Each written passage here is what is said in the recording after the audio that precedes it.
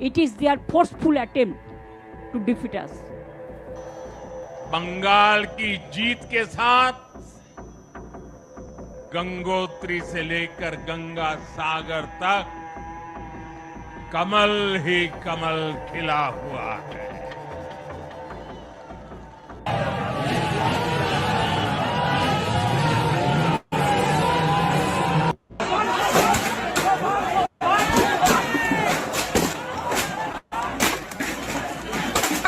More than 100 ships they looted.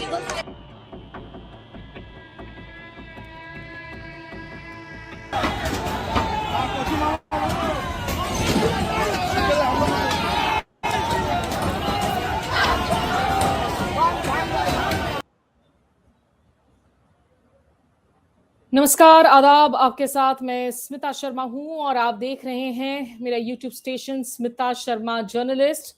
जो तस्वीरें अभी आप लोगों ने देखी ये पश्चिम बंगाल से हैं। जैसा आपको पता है कि इस बार जो 5 राज्यों में चुनाव हुए, तमिलनाडु, पुडुचेरी, केरलम, असम और पश्चिम बंगाल। तमिलनाडु में भी वहां अपसेट हो गया, जहां पर विजय की पार्टी टीवीके को बहुत भारी आंकड़ा मिला है और वो सरकार बनाने के करीब हैं। अगले शायद मुख्यमंत्री भी बनेंगे। कुछ एक आध सीट के लिए बातचीत चल रही है दूसरे लोगों से। पश्चिम बंगाल के 294 सीटों पर जहां वोटिंग हुई थी, उसमें एक सीट फौलता पर रीपोलिंग के लिए वापस से ऑर्डर किया गया था और जहां 21 मई को रीपोलिंग होनी है। लेकिन जहां तक इन 293 सीटों का सवाल है, बीजेपी यहां 202 का आंकड़ा पार कर चुकी है। 4 सीटों पर अभी भी उनको लीडिंग ही बताया जा रहा है। आखिरी आंकड़े इन चुनावी नतीजों के अभी तक जारी नहीं किए गए हैं।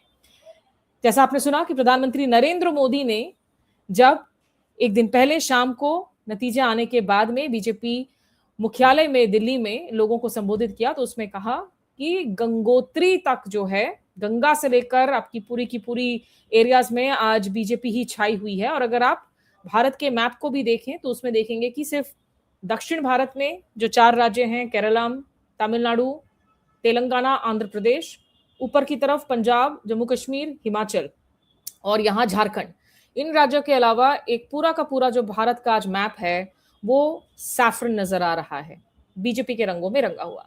लेकिन इन सब के बीच में पश्चिम बंगाल से भारी हिंसा की खबरें आ रही हैं।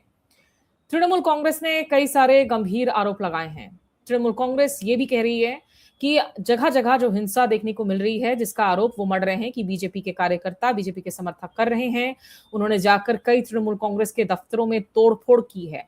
आसनसोल से खबर आई, सिलीगुड़ी में खबर आई कि तृणमूल कांग्रेस के दफ्तर को जला दिया गया है। कोलकाता में कालीघाट से भी खबर आ रही थी कल शाम की ममता बनर्जी के घर के नजदीक वहां पर काफी तोड़फोड़ और हंगामा किया जा रहा है। बहुत जगह से तस्वीरें आ रही हैं कि तृणमूल कांग्रेस के समर्थक हो या फिर आम लोग हो, जिनको देखकर शायद लगता है कि शायद इन्होंने वोट तृणमूल कांग्रेस के लिए किया हो, उनको घेर कर उनके खिलाफ नारेबाजी की जा रही है। कोई एक तृणमूल कांग्रेस का नेता है, ममता बनर्जी की एक रिश्तेदार कल भवानीपुर में नजर आई, एक महिला, जिनको घेर कर लोग जय सिया राम के नारे लगाने लगे। तृणमूल कांग्रेस का कहना है कि कुछ लोगों की जान भी गई है, जिनको बिल्कुल निर्ममता के साथ मारा गया है। एक आध खबरें चल रही हैं सोशल मीडिया पर जिस पर कुछ दावे किए गए। हालांकि इसमें जो पैरामिलिट्री फोर्सेस हैं उनका दावा है कि ये खबरें गलत हैं। और जो एक खबर चल रही है सोशल मीडिया पर कि 19 लोगों की जान चली गई है पोस्ट पोल वायलेंस में, इस खबर को सीआरपीएफ ने झूठा करार दिया है, बेसलेस करार दिया है। उसकी भी हम ट्वीट अभी आपको दिखाएंगे। लेकिन ये तस्वीरें आप देखिए पश्चिम बंगाल के अलग अलग क्षेत्रों से। मालदा से खबरें आई, मुर्शिदाबाद से, शिलीगुड़ी से, आसनसोल से, कोलकाता में भी कई जगह देर रात देखने को मिला कि किस तरीके से तृणमूल कांग्रेस से जुड़े हुए जो पोस्टर्स हैं उनको निकाले जा रहे हैं, कुर्सियां निकाली जा रही हैं। ये देखिए जो बीजेपी के झंडे लिए रंग आबीर गुलाल से खेलते हुए, जहां जहां तृणमूल कांग्रेस से जुड़े हुए या तो निशान हो या तो फिर बैनर्स हो, कहीं कोई नाम जुड़ा हुआ हो, पैरामिलिट्री फोर्सेस की मौजूदगी में ये सब कुछ चल रहा है, जहां पर ये तोड़फोड़ की जा रही है और इनको बहुत ज्यादा कुछ रोका नहीं जा रहा है। ये जो नेताजी सुभाष चंद्र बोस के नाम पर इनफैक्ट एक पल्ली रोड है, उसमें भी जो है देखा जा रहा है कि किस तरीके से होर्डिंग जो है उसको गिराई जा रही है। और काफी लार्ज स्केल, हालांकि 2021 में भी पोस्टपोल वायलेंस की खबरें आई थी। कुछ तस्वीरें ऐसे भी आई हैं कि जिस तरीके से 2011 में ये आरोप लगा था तृणमूल कांग्रेस पर कि सीपीएम की 34 सालों की हार के बाद उनके कई सारे ऑफिसेज, दफ्तरों, कार्यालयों पर तृणमूल कांग्रेस ने धावा बोल लिया था। अब वही कुछ हो रहा है कि जहां या तो सीपीएम लौट रही है उन ऑफिसेज में, या तृणमूल के ऑफिसेज पर बीजेपी के समर्थन पहुंच रहे हैं। देखिए ये तस्वीरें जो हैं ये आसनसोल की तस्वीरें हैं। और ममता बनर्जी ने अब से कुछ देर पहले अभिषेक बनर्जी और साथी डेरेक ओब्रायन के साथ एक प्रेस कॉन्फ्रेंस को संबोधित किया, जिसमें उन्होंने काफी गंभीर आरोप लगाए हैं। ये जो तस्वीरें हैं ये कल रात की हैं, जब वो भवानीपुर, जहां से वो हार गई, जहां से शुभेंदु अधिकारी, जो कि बीजेपी का बड़ा चेहरा है, स्टेट प्रेसिडेंट है, और शुभेंदु अधिकारी ने ममता बनर्जी को आखिरकार हरा दिया। वहां तृणमूल कांग्रेस कह रही है कि लास्ट 4-5 राउंड्स ऑफ काउंटिंग के पहले ही तृणमूल कांग्रेस के काउंटिंग एजेंट्स वहां से निकाल दिए गए थे और ममता बनर्जी को भी वहां पर रहने की इजाजत नहीं दी गई। वो कह रही हैं कि कम से कम 100 सीटों पर ये इलेक्शंस स्टोलन हैं, चुराए गए हैं, ये वो दावा कर रही हैं। कल रात उन्होंने क्या कहा, आइए पहले आपको वो सुना देते हैं। এরা হচ্ছে দানবিক পার্টি, 100টা সিট লুট করেছে, 100 more than 100 seats they looted and cheated, and this election commission is a BJP commission.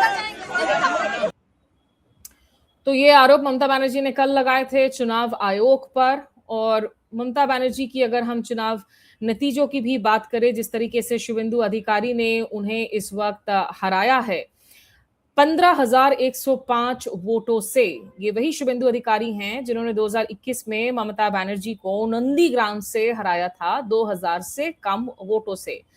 उस वक्त उन पर यह आरोप लगाया गया था कि भाई आप ने जो है अंतिम क्षणों में लोड शेडिंग करवा दिया था और उसके बाद ईवीएम्स के साथ हेरफेर की गई और उसी तरीके से जो है जीत हासिल की गई थी।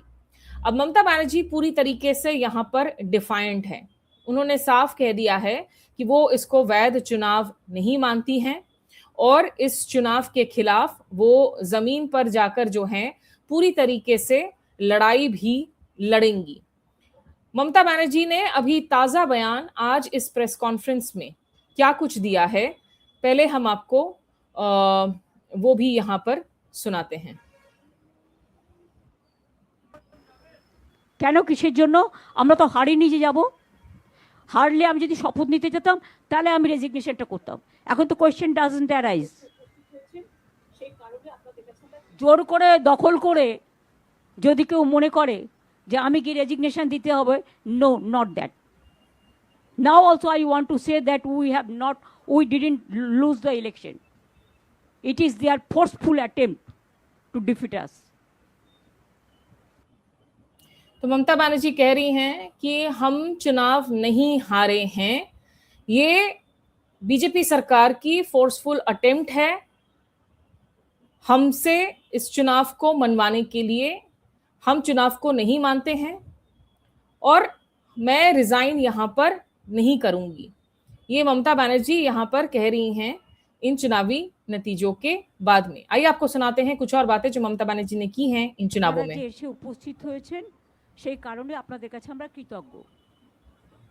আমাদের প্রথম কথা হচ্ছে আমরা কিন্তু হারিনি, আমাদের 100 সিট জোর করে লুট করা হয়েছে এবং আমি সরি টু সে দিল্লি থেকে কায়দা করে প্রেসকে ফার্স্ট রাউন্ড কাউন্টিং হওয়ার সাথে সাথে নোটিশ দিয়েছে।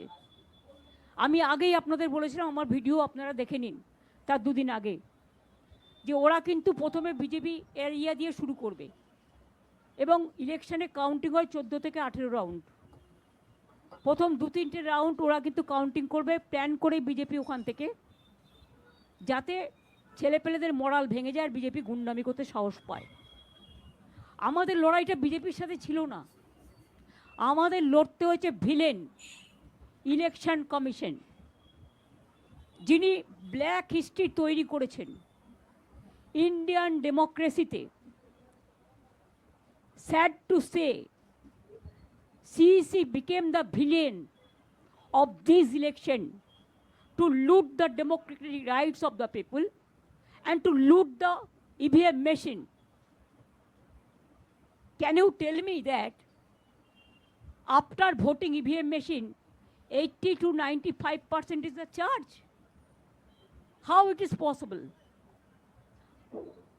Before 2 days of election,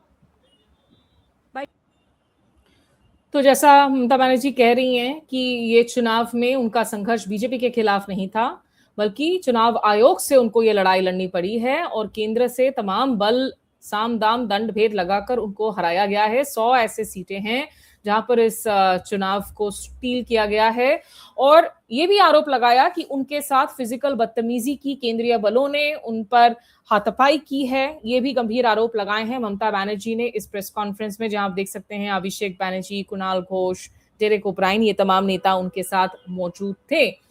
बहरहाल जहां एक तरफ आपकी पूरी तरीके से यहाँ वायलेंस की खबरें आ रही हैं, ममता बनर्जी तमाम आरोप भी लगा रही हैं बीजेपी के खिलाफ। सीआरपीएफ, सीएपीएफ की तरफ से कहा जा रहा है कि ये जो खबरें आ रही हैं वो गलत खबरें हैं, कि किसी की जान, 19 लोगों की जान गई हैं, ये गलत खबरें हैं। और याद हो कि बाकायदा जो सीआरपीएफ के मुखिया हैं, यानी कि चीफ हैं जीपी सिंह, उन्होंने ट्वीट करके कहा था कि 500 कंपनियां सीएपीएफ की, जो सेंट्रल फोर्सेस हैं, उनकी 500 कंपनियां बंगाल में चुनाव हो जाने के बाद भी तैनात रहेंगी, मुस्तैद रहेंगी पोस्ट पोल वायलेंस को रोकने के लिए। इस बीच राहुल गांधी ने एक ट्वीट किया है। अब कल शाम उन्होंने ट्वीट किया था जिसमें उन्होंने कहा था कि असम और बंगाल क्लियर केस है कि कैसे चुनाव चुराए जा रहे हैं और हम भी ममता बनर्जी से अग्री करते हैं कि कम से कम 100 सीटें जो हैं वो चुराई गई हैं, जैसा मध्य प्रदेश, हरियाणा, महाराष्ट्र में भी देखने को मिला है और लोकसभा चुनावों के दौरान भी। आज एक और चोरी की उन्होंने, और उन्होंने कहा कि कांग्रेस में कुछ ऐसे लोग हैं जो इस बात की खुशी मना रहे हैं या ग्लोट कर रहे हैं कि तृणमूल कांग्रेस हार गई है। They need to understand this clearly. The theft of Assam and of course Bengal's mandate is a big step forward by the BJP in its mission to destroy democracy. Put petty politics aside. This is not about one party or another. लेकिन यही वो राहुल गांधी है जो आपको याद है पश्चिम बंगाल में चुनावों के बीच में जाते हैं रैली करने के लिए और अपने ही इंडिया अलायंस के सदस्य, विपक्षी सदस्य ममता बनर्जी पर भ्रष्टाचार के आरोप लगाते हैं। इनफैक्ट इन्हीं के साउंड बाइट्स को बीजेपी आईटी सेल ने उठाकर चलाया था। तो अगर कांग्रेस को उस वक्त लग रहा था कि नॉर्दर्न बंगाल में जो 2-3 सीटें इनकी आनी थी वो ज्यादा जरूरी थी, ममता बनर्जी पर आरोप लगा रहे थे, अब वही राहुल गांधी जो है अपने पार्टी को ज्ञान दे रहे हैं कि भाई आप इसको खुशी ना जताएं कि ये चुनाव हार गई हैं, ये तो चीटिंग हुई है। तो ये मैसेजिंग भी जो है ना विपक्ष की, ये बहुत मिक्स्ड मैसेजिंग है, बहुत कंफ्यूजिंग मैसेजिंग है, मानो कि राहुल गांधी को खुद भी नहीं पता कि पूरे देश के अंदर आ रहे हैं। अब अरविंद केजरीवाल, दिल्ली के पूर्व मुख्यमंत्री, क्योंकि उनका भी कहना है कि दिल्ली में भी वोट्स डिलीट हुई थी, उन्होंने क्या बातें कही हैं इस मुद्दे पर, आइए सुनाती हूं आपको मैं। देश के अंदर आज एक बड़ा संकट छाया हुआ है।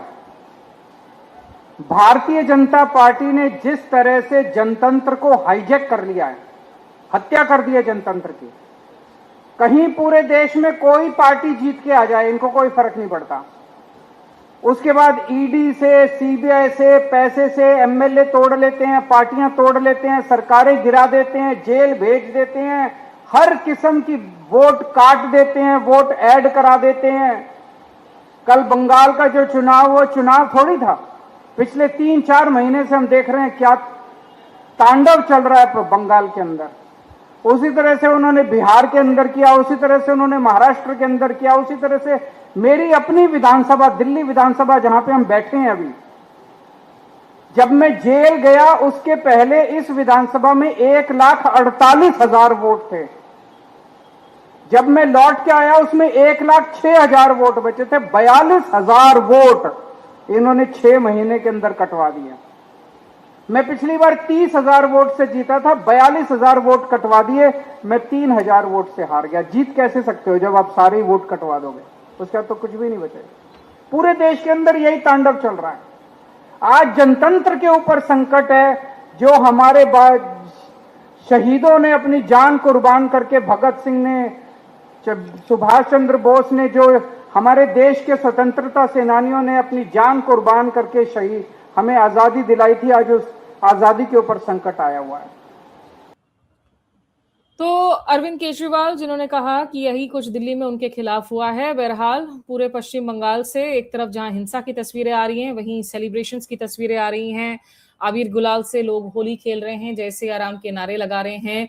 शुभेंदु अधिकारी का कद निश्चित रूप से बढ़ गया है। उनको मुख्यमंत्री पद के दावेदार में रेस में आगे की तरफ देखा जा रहा है। उधर दिलीप घोष भी हैं जो बीजेपी के पूर्व स्टेट प्रेसिडेंट रह गए हैं, या फिर दूसरे तमाम ऐसे भी नेता हैं, चेहरे हैं, क्योंकि अमित शाह को ये जिम्मेदारी दी गई है कि आप बंगाल में जाएं। अमित शाह जो है वहां जाकर बाकायदा ओडिशा के जो मुख्यमंत्री वो भी आ रहे हैं कोऑर्डिनेटर और चीफ डिप्यूटी कोऑर्डिनेटर बनकर। ये लोग अब मत्थापच्ची करेंगे कि अगला बंगाल का मुख्यमंत्री जो है आखिरकार कौन हो। लेकिन आमतौर से जो देखने को मिलता है कि जो भी नाम मीडिया में चलते हैं, चर्चा में आती है, वो नाम तो होते नहीं है। कोई सरप्राइज कैंडिडेट कहीं ना कहीं जो है बना दिया जाता है। तो पश्चिम बंगाल के लोगों से अपील है, जो चुनाव जीते हैं, जो हारे हैं, अगर आप लोगों को ममता बनर्जी से इस बात का गुस्सा था कि लॉलेसनेस देखने को मिल रही थी, कानून चरमरा गया था, तो अभी जो ये हिंसा की तस्वीरें आ रही हैं उसका औचित्य क्या है? अगर बीजेपी के लोग वही कर रहे हैं जिसको लेकर वो ममता बनर्जी से नाराज थे, तो क्या फर्क रह जाता है? फिर लोगों को शांत होने की जरूरत है, खुशियां मनाएं, हिंसा ना करें। क्या बिना हिंसा के आप खुशियां नहीं मना सकते हैं, सेलिब्रेट नहीं कर सकते हैं, जश्न नहीं मना सकते हैं इस जीत की? प्रधानमंत्री मोदी जिस तरीके से कल कुर्ता पजामा पहनकर गए हुए थे और उन्होंने लोगों को संबोधित किया, काफी सारे शहरी गांव ग्रामीण क्षेत्रों से आ रही हैं, लोग बाइक रैलीज निकाल रहे हैं बीजेपी के झंडे लेकर, तमाम तस्वीरें आ रही हैं। नौबान्नो जो कि चीफ मिनिस्टर का सचिवालय है, सेक्रेटेरिएट है, वहां पर भी आबिर गुलाल खेलते हुए लोग नजर आए। कहीं से तस्वीरें आई कि पुलिस वाले भी जो हैं खुशी में नाच रहे हैं। और प्रधानमंत्री मोदी ने भी लोगों को संबोधित किया और जिस तरीके से बातें रखी कि पश्चिम बंगाल ने ममता बनर्जी को रिजेक्ट किया और पूरे भारत में अभी जो है एक तरीके से एक सैफरन वेव नजर आ रहा है। विपक्ष को भी सोचने की जरूरत है कि आखिरकार अगर ये इंस्टीट्यूशंस पर कैप्चर हुआ है, एसआईआर का भी नुकसान हुआ है, लेकिन उनके पास आगे वैकल्प क्या है? क्यों वो पब्लिक इमेजिनेशन को कैप्चर नहीं कर पा रहे हैं? क्यों वो एकजुट नहीं रह पा रहे हैं? और क्यों वो सड़कों पर निकलकर ठीक से जो है अपनी आपत्ति को दर्ज नहीं करवा पा रहे हैं, लोगों को समझा नहीं पा रहे हैं कि अगर कुछ गलत हुआ है तो क्या गलत हुआ है इस चुनावी प्रक्रिया में? अभी मैंने कहा कि पश्चिम बंगाल चुनाव से जुड़े हुए जो तमाम अपडेट्स हैं बस वो आप लोगों तक पहुंचा दूं और दुआ करूंगी, उम्मीद करूंगी कि पश्चिम बंगाल शांत रहे, हिंसा में, पोस्ट पोल वायलेंस में वहां आम लोगों की जान न जाए। अभी के लिए बस इतना ही। नमस्कार, आदाब, नमस्कार।